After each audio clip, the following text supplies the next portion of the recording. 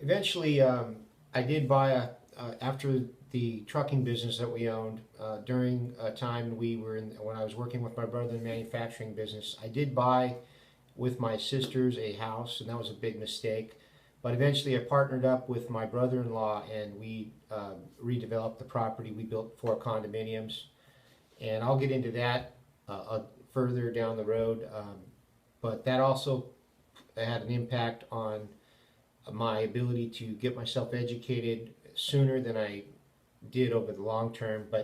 And there were some things that happened with that house that were unfortunate, that were out of my control. I was always had my hands tied by this family of mine, these very hard-headed family of my older brothers and sisters, very opinionated.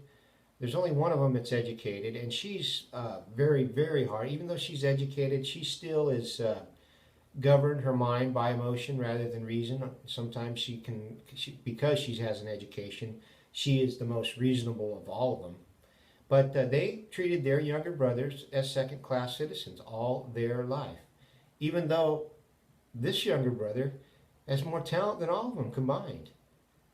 And so I'll get into that. But as far as I want to talk a little bit about the trend that was taking place when I got out of high school.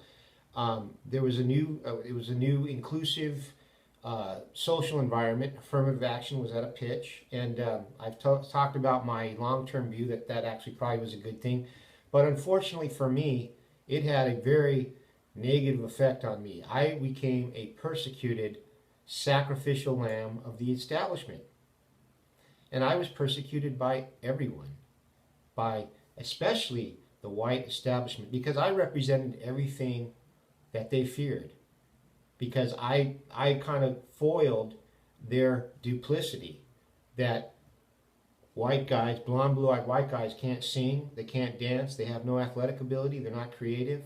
The only thing they can do is program a computer. And I can do all of those things as well as anybody in Hollywood. It better, because I'm good at all of those things.